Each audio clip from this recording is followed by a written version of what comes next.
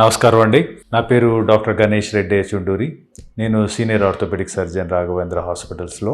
ఈరోజు మనము మాట్లాడుకునే టాపిక్, చాలామంది కొన్ని ఫ్రాక్చర్లు అయిన తర్వాత లేదా ఒక్కొక్కసారి వాళ్ళకి కొన్ని కారణాల వల్ల వాళ్ళ శరీరంలో ఆర్థోపెడిక్ సర్జన్స్ వైర్స్ కానీ, స్క్రూస్ కానీ, లేకపోతే ప్లేట్స్ కానీ, లేదా ఒకసారి జాయింట్స్ అరిగిపోతే ఇంప్లాంట్స్ కానీ బాడీలో పెడతారు.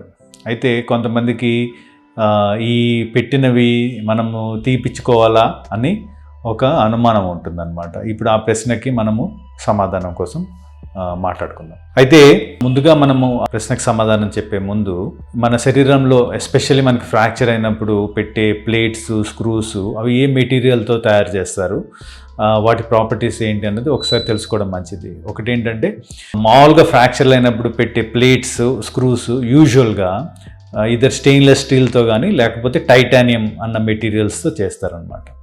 అంటే స్టెయిన్లెస్ స్టీల్ అన్నది అది ఒక ఎలాయ్, అంటే కొన్ని మెటల్స్ని కలిపి తయారు చేసిన ఒక స్ట్రక్చర్ అనమాట, ఒక మెటీరియల్. అది మనిషి ఏ పని చేసినా కానీ, ఇప్పుడు మొబైల్ ఫోన్ చేసినా, లేకపోతే టీవీ చేసినా, లేకపోతే ఏరోప్లేన్ చేసినా, దాన్ని కార్ చేసినా, దాని బయట దాన్ని వాడే మెటీరియల్, దానికి ఏ మెటీరియల్ వాడితే దానికి ఎక్కువ వెయిట్ ఉంటుందా, తక్కువ వెయిట్ ఉంటుందా, స్మూత్ ఫినిష్ వస్తుందా, దాన్ని మళ్ళీ పెయింట్ వేసుకోవచ్చా, మళ్ళీ అది కరోషన్ అంటే మళ్ళీ వానలో తడిస్తే నీళ్ళలో తుప్పు పట్టకుండా ఉంటుందా, ఇలాంటివన్నీ ఎలా ఎక్స్పెరిమెంట్ చేసి కనుక్కున్నాడు. అదేవిధంగా మనము స్టెయిన్లెస్ స్టీల్ కానీ, టైటానియం లాంటి మెటీరియల్స్ మన శరీరంలో పెడితే కనుక అవి తుప్పు పట్టకుండా ఉంటాయి ఎన్నేళ్ళైనా కానీ. తర్వాత దానికి అంటే స్మూత్ ఫినిషింగ్, అంటే దానికి కావాల్సిన బోన్ షేప్లో మనం దాన్ని బెండ్ చేసుకోవచ్చు. దాంట్లో హోల్స్ వేసుకున్నా దానికి వీక్నెస్ రాదు. ఎంత అంటే దాని హోల్ డైమెన్షన్ బట్టి ఉంటుంది, థిక్నెస్ ఆఫ్ ద ప్లేట్ బట్టి ఉంటుంది. సో అలాగే స్క్రూస్ కూడా మనము పెట్టుకుంటే వాటికి కూడా ఆ ప్రాపర్టీస్ అన్నీ చూసుకొని అలా ఇంప్లాంట్స్ అనేవి over a period of many years వాళ్ళు తయారు చేశారు. ఇవన్నీ మనకి ఎందుకు అవసరం అంటే చాలామందికి అది ఇంట్లో మన లోపలే ఉంటే మనకి ఏమైనా అయిపోతుందేమో మెటల్ కానీ అని కొన్ని అనుమానాలు ఉంటాయి. అవన్నీ తీర్చడానికి. ఓకే, సో ఒక ఆపరేషన్ చేసి మనకి అది మన కాలి బోనా లేకపోతే చేయి బోనా ఎక్కడైనా కనుక మనకి ప్లేటు, స్క్రూస్ ఉంటే అది మనకి ఎన్నేళ్ళైనా కానీ మెటీరియల్ పరంగా మనకి దాని నుంచి పెద్ద ఇబ్బంది ఏమి ఉండదు. అది మొదటిది మనం తెలుసుకోవాలి. నెక్స్ట్ ఏంటి, అయితే ఇప్పుడు మనం దాన్ని తీయించుకోవాలా వద్దా అన్న ప్రశ్న వస్తుంది కదా.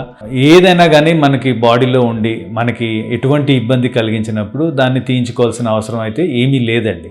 కాకపోతే కొన్నిసార్లు ఏమవుతుందంటే, అది అక్కడ మెటీరియల్ అక్కడ ఉండడం మూలంగా చుట్టుపక్కల టిష్యూస్కి ప్రెషర్ చేసి దాని నుంచి కొన్నిసార్లు నొప్పి రావడం కానీ, కొన్నిసార్లు కొన్ని మూమెంట్స్ రిస్ట్రిక్ట్ అవ్వడం కానీ అలా అవుతూ ఉంటుంది.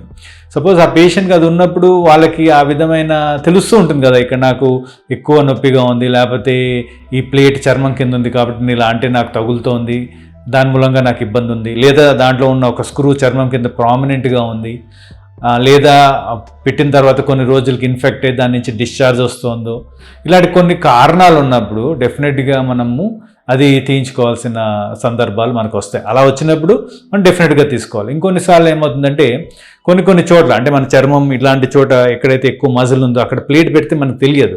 అదే కనుక ఇప్పుడు చేయి వెనకాల ఎక్కడో ప్లేట్ పెట్టామనుకోండి, డెఫినెట్గా అక్కడ ఎముకకి ఆ బోన్కి మధ్యన పెద్ద స్పేస్ ఉంటుంది కాబట్టి అది మనకు ప్రామినెంట్గా తెలుస్తూ ఉంటుంది. అక్కడ అలాంటి ఏరియాస్లో బోన్ అండర్లయింగ్ ఫ్రాక్చర్ అతుక్కుపోయిన తర్వాత మనం ఆంచుకుంటుంటే నొప్పి పెడుతోంది, లేదా మోచిప్ప మీద ఒకసారి మనము వైర్ స్క్రూస్ పెట్టినప్పుడు కూడా అవి చాలా ప్రామినెంట్ అయ్యి ఇరిటేట్ అయ్యే ఛాన్సెస్ ఉంటాయి. అలాంటి సిచ్యువేషన్స్లో మనం వాటిని తీయించుకోవచ్చు.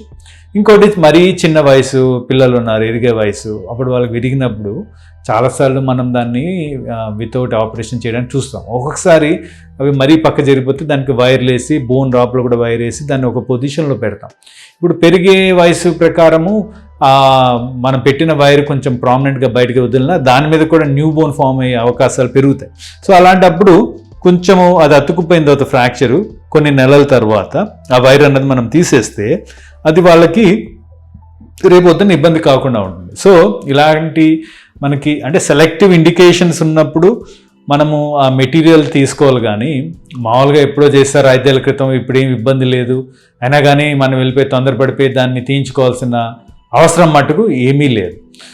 కాకపోతే మనం తీయించుకునే ముందు ఇవన్నీ దృష్టిలో పెట్టుకోవాలి. అంటే ఫస్ట్ ఆ ఇంప్లాంట్ మనకి పెట్టి మనకేమన్నా ఫస్ట్ మనం ఎందుకు చేశారు, ఫ్రాక్చర్ అయినప్పుడు చేశారు, దానివల్ల చేసి ఫస్ట్ ఫ్రాక్చర్ అతుక్కుపోయిందా లేదా ఫస్ట్ క్వశ్చన్కి ఆన్సర్ తెలుసుకోవాలి. అతుక్కుపోయిన తర్వాత దీని అవసరం మనకి లేదు, అది అవసరం లేకపోయినా దాని నుంచి ఎటువంటి ఇబ్బంది లేనప్పుడు దాన్ని తీసుకోవాల్సిన అవసరం లేదు. కానీ నేను ఇందాక చెప్పిన ఫ్యాక్టర్స్ అంటే మనం ఎక్కడైనా ఆంచినప్పుడు గుచ్చుకోవడం కానీ, లేకపోతే స్క్రూస్ ప్రామినెంట్ అవ్వడం కానీ, లేదా ఇన్ఫెక్టెడ్ డిశ్చార్జ్ అవ్వడం కానీ, లేదా చిన్న వయసు ఉన్నప్పుడు తీసుకోవడం కానీ, ఇలాంటి టైమ్స్లో మటుకు దాన్ని తీసుకోవాల్సిన అవసరం ఉంటుంది. ఇంకోటి నేను ఇందాక చెప్పినట్టు మనకి జాయింట్స్ అప్పుడు రిప్లేస్ చేసినప్పుడు అప్పుడు వేరే రకమైన మెటీరియల్ వాడతారు. అప్పుడు ఇంకో ఎలాయ్ అంటే కోబాల్ట్ క్రోమ్ అని ఇంకో ఎలాయ్ వాడతారు most of the time. So అది మన శరీరంలో ఒకసారి జాయింట్ మార్చిన తర్వాత అది పెట్టినప్పుడు జాయింట్ ప్లేస్లో ఈ పర్టికులర్ ఇంప్లాంట్ వస్తుంది కాబట్టి అది ఎన్నాళ్ళు నడిస్తే మనం అన్నాళ్ళు దాన్ని అలా నడిపిస్తూ ఉండాలి. దానికి అంటే అందరికీ ఒక విధంగా ఉండదు. క్వాలిటీ ఆఫ్ ద బోన్ ఏంటి, వాళ్ళకున్న మెడికల్ ప్రాబ్లమ్స్ ఏంటి, ఇంప్లాంట్ డిజైన్ ఏంటి, దాన్ని పెట్టినప్పుడు దాన్ని ఎలా బోన్ని కట్ చేసి దాన్ని అక్కడ పొజిషన్లో పెట్టారు, దాని alignment with the rest of the body ఎలా ఉంది. సో ఇలాంటి అన్ని ఫ్యాక్టర్స్ ప్లే చేస్తాయి. సో మామూలుగా అలాంటి ఇంప్లాంట్స్ని మరీ అరిగిపోయి వేరే రకమైన ఇబ్బంది కలిగిస్తున్నప్పుడే మళ్ళీ మనం మార్చుకొని రివిజన్ సర్జరీస్ లాగా చేసుకోవచ్చు. లేకపోతే వాటిని ముట్టుకోవాల్సిన అవసరం ఉండదు. ఓకేనండి, ధన్యవాదాలు.